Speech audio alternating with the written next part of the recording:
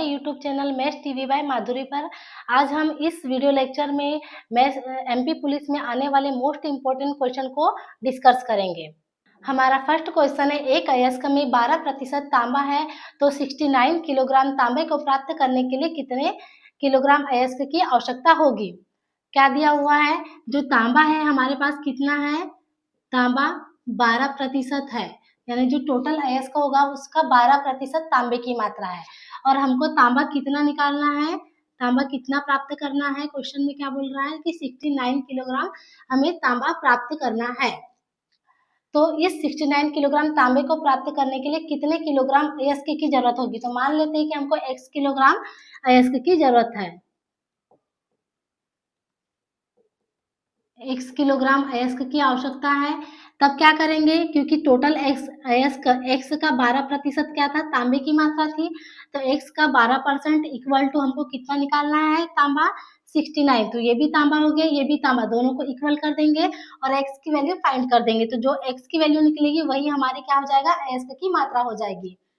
तो x गुणित 12 बटे में 100 कर दीजिए इज इक्वल टू 69।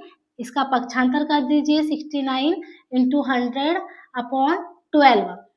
इसको काट दीजिए, 4 तिया 12, 4 से ये 25 बार कट जाएगा, 25 चौ 100, और 3 से ये 3 दूनी 6, 3 तिया 9। तभी आपका क्या हो जाएगा यहाँ पे 23 इंटू 25, 25 तिया 75 का 5, 25 दूनी 50 और कितना हो जाएगा 57। मतलब आपको टोटल जो अयस्क की मात्रा है वो कितनी लगेगी, 575 किलोग्राम लगेगी। ठीक है, ये वाला क्वेश्चन आपको अच्छे से समझ में आ गया होगा। अब हम नेक्स्ट क्वेश्चन में क्या कह रहा है कि एक स्कूल में लड़के और लड़कियों का जो अनुपात है वो 40:14 है। क्या दिया हुआ है, बॉय रेशो गर्ल्स कितना दिया है, 40:14। और टोटल स्टूडेंट कितने हैं, कुल संख्या स्कूल में कुल विद्यार्थियों की संख्या जो है वो 3000 है। टोटल स्टूडेंट कितने हैं हमारे पास,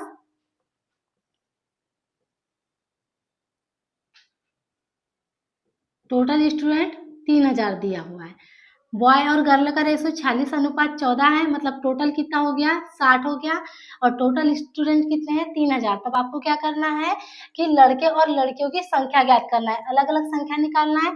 तब क्या करेंगे, कुछ नहीं करेंगे, टोटल जो स्टूडेंट है टोटल अपॉन इनका ऐड कर देंगे, टोटल अपॉन टोटल कर दिया आपने, तो उससे हमको एक स्टूडेंट की संख्या पता चल जाएगी। तो ये 6 से ये 50 बार कट गया। अब इस 50 का गुणा, जब बॉय की संख्या निकालेंगे लड़कों की संख्या, तो 50 गुणित 46, 50 गुणित क्या करेंगे 46 कर देंगे, और गर्ल की संख्या जब निकालेंगे तो 50 गुणित क्या आ जाएगा 14। तो ये आपके बॉय की संख्या निकल जाएगी, गर्ल की संख्या निकल जाएगी, कुछ भी नहीं था। बॉय और गर्ल का रेशो दिया है, टोटल स्टूडेंट दिया है, आपको टोटल अपॉन टोटल करना है। तो एक विद्यार्थी की संख्या एक विद्यार्थी मतलब संख्या निकल जाएगी। फिर आपको इसका गुणा इसमें भी करना है और इसका गुणा गर्ल वाले में भी करना है। तो 50 गुणित जब 46 करेंगे तो कितना हो जाएगा 230, अरे 0।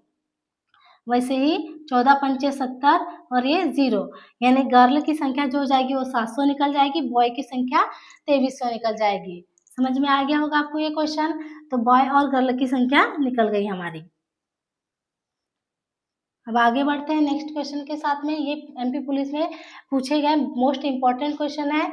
आप लास्ट तक इस वीडियो लेक्चर पर बने रहे, आपको और अच्छे अच्छे क्वेश्चन देखने को मिलेंगे। अभी क्वेश्चन हमको दिया हुआ है, सोनू और उसकी माँ की उम्र का अनुपात जो है वो 12:15 है। सोनू के जन्म के समय उसकी माँ की उम्र कितनी थी, 30 वर्ष थी, है ना। तो सोनू और उसकी माँ की वर्तमान आयु को ज्ञात करना है। क्या दिया है, सोनू और उसकी माँ की उम्र का जो रेशो दिया है वो 12:15 है। तो हमको क्या निकालना है, इनकी वर्तमान आयु निकालना है। तो मान लेते हैं कि सोनू की वर्तमान आयु कितनी है, सोनू की वर्तमान आयु क्या रेशो दिया है 12:15, तो हम 12x सोनू की वर्तमान आयु मान लेते हैं, और सोनू की माँ की जो वर्तमान आयु है, माँ की वर्तमान आयु क्या मान लेते हैं 15x, वर्तमान आयु 15x। क्यों माने? क्योंकि हमको इन दोनों की आयु का जो रेशो था वो 12x और 12 और 15 12:15 दिया था, तो हमने इनकी वर्तमान आयु माना है कि 12x और 15x है। ठीक है, अब क्या बोल रहा है, जन्म के समय उसकी माँ जो थी वो 30 वर्ष की थी, तो जन्म के समय सोनू की आयु तो 0 वर्ष रही होगी, तो जन्म के समय क्या हो जाएगा, जन्म के समय सोनू की जो आयु होगी कितनी होगी, 0 वर्ष हो जाएगी। और माँ की आयु कितनी हो जाएगी, माँ की आयु, सोनू की माँ की आयु 30 वर्ष, है ना। माँ की आयु हो गई 30 वर्ष। अब देखो कि वर्तमान आयु दोनों की 12x और 15x है, मतलब इन दोनों के बीच में कितने का अंतर है, 3x। और ये 3x कौन सी आयु है, जब सोनू पैदा नहीं हुई थी, यानी सोनू के पैदा होने के पहले उसकी माँ 30 वर्ष की थी, तो यही तो डिस्टेंस था इन दोनों के बीच में। तो कितना डिस्टेंस है, 3x, और 30 वर्ष की वो ऑलरेडी उसकी माँ थी, तो 3x इज इक्वल टू 30 ले लेंगे, यानी कि अंतर इनका भी और इसकी दोनों की उम्र का अंतर, इसमें भी दोनों के रेशियो का अंतर। तो x इज इक्वल टू क्या हो जाएगा, 3 दाम 30। तब क्या निकाल देंगे, इनकी वर्तमान आयु निकालना है, तो हमने वर्तमान आयु कितनी कितनी मानी है, इनका क्या रेशो दिया था, 12:15, यानी 12x, तो 12 गुणित 10, ये निकल जाएगी आपकी 120। सोनू की आयु किसकी निकलेगी, ये सोनू की आयु निकलेगी। और इसी तरीके से 15x, 15 गुणित 10, 150, ये उसकी माँ की आयु। बिल्कुल आसानी से, आपको कुछ नहीं करना है, अंतर ये भी अंतर है और ये भी अंतर है, दोनों को आएगा, इन दोनों को इक्वल कर देंगे और x की वैल्यू निकाल करके बस इसे गुणा कर देंगे। समझ में आ गया होगा आपको ये वाला क्वेश्चन। आगे करते हैं दूसरा क्वेश्चन। क्वेश्चन क्या दे रखा है, नेक्स्ट क्वेश्चन, एक राशि पर 5 वर्षों में 10%, यानी हमको क्या बोल रहा है, एक राशि पर 5 वर्षों में 10% की दर से 4,000 रुपए का कुल साधारण ब्याज प्राप्त हो रहा है। यानी हमें क्या करना है, मूलधन ज्ञात करना है, यानी P इज इक्वल टू हमको क्या करना है, ज्ञात करना है। और हमको क्या मिल रहा है, साधारण ब्याज जो है, SI कितना मिला हुआ है, साधारण ब्याज हमें 4,000 रुपए प्राप्त हुआ है। दर हमारे पास rate R is equal to कितनी दी है, 10% दी है, और कितने वर्ष में बोल रहा है, तो 5 वर्षों में। टाइम कितना है, 5 वर्ष का। ठीक है, यानी मूल कोई एक राशि होगी, उस पे जो साधारण ब्याज है वो हमको 4,000 रुपए मिला है 10% की दर से 5 वर्ष में। तो हमको मूलधन ज्ञात करना है। कितने बेसिक से क्वेश्चन आते हैं, देखिए आपको, ये आपके सारे प्रीवियस ईयर के क्वेश्चन है, इनको देखने से आपको जब यदि कर लोगे तो आपको पेपर का लेवल अच्छे से समझ में आ जाएगा। तो आपको बस निकालना है, तो ऐसा इज इक्वल टू एक आप नॉर्मल सा फार्मूला बचपन से पढ़ते हुए आए होंगे कि साधारण ब्याज बराबर क्या होता है, मूलधन गुणित दर गुणित समय बटे 100, यानी P into R into T upon 100। बिल्कुल बेसिक सा फॉर्मूला है। P की वैल्यू आपको निकालनी है, तो P इंटू R कितना दिया है आपको, 10%, इंटू T टाइम कितना है आपके पास में, 5 वर्ष का, अपॉन का 100, यहाँ पे रख दीजिए 100। ऐसा ही कितना हुआ है, दिया है आपको 4,000 रुपए, आपका जो ब्याज आपको मिला है, सब इसको सॉल्व कर दीजिए। यहाँ के यहाँ आप कर सकते हैं, 0 से 0 कट गया, 5 से ये 2 बार कट गया, ठीक है, 5 दूनी 10। अब इस 2 का गुणा इधर कर देंगे, तो 4 दूनी 8,000 रुपए। P इज इक्वल टू, तो आपका मूलधन क्या हो जाएगा, 8,000 रुपए। कितना बेसिक सा था, यदि आप इतने थे, ये तो आपको हम समझाने के लिए इतना पूरा डिस्कस में कर रहे हैं, लेकिन आप डायरेक्ट भी कर सकते हैं, फॉर्मूला लगाना है, आंसर निकालना है।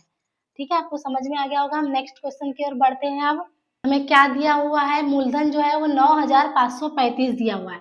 P इज इक्वल टू 9,535, है ना, रुपए की राशि पर 12% प्रतिवर्ष की दर से। तो दर कितना दिया है, R इज इक्वल टू 12%, और समय कितना है, 4 वर्ष का।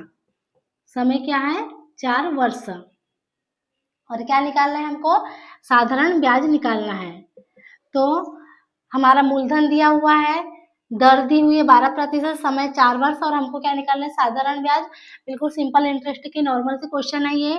तो P into R into T upon 100 वाला फॉर्मूला लगा देंगे, PRT अपॉन 100। मान रख दीजिए आप इसमें 9535 इंटू आर क्या हो जाएगा 12 इंटू 4/100।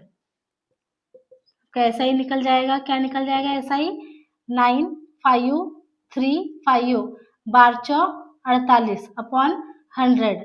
अब आप इसको गुणा करके देख लीजिए आपका क्या आंसर आ रहा है। तो आंसर आ रहा है तो इसका जो गुणा करने पर जो आंसर होगा वो हो जाएगा 457680।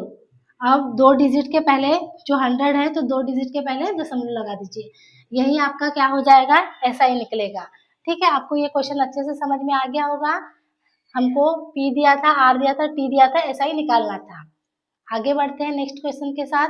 नेक्स्ट क्वेश्चन हमारे पास में क्या है, -8/63 को प्राप्त करने के लिए 2/9 प्लस 6/7 में क्या जोड़े कि हमको क्या प्राप्त हो जाएगा -8/63। तो हमको लाना क्या प्राप्त करना है, -8/63 प्राप्त करना है।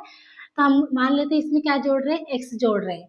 ठीक है, इन दोनों संख्याओं में x जोड़ रहे हैं तो हमको ये प्राप्त हो रहा है, ये हमने x को माना है और x वही संख्या है जो हमको फाइंड आउट करनी है। तब लघुत्तम क्या आ जाएगा, एलसीएम इसका 9 7 63 आ जाएगा। अब इसको ले लेते हैं 9 7 63, 7 दूनी 14 प्लस 7 9 63, 9 छक 54। ठीक है, प्लस 63x। यहाँ तक समझ में आ गया होगा, हमने एलसीएम लिया है इन दोनों तीनों नंबरों के लिए, इज इक्वल टू -8/63।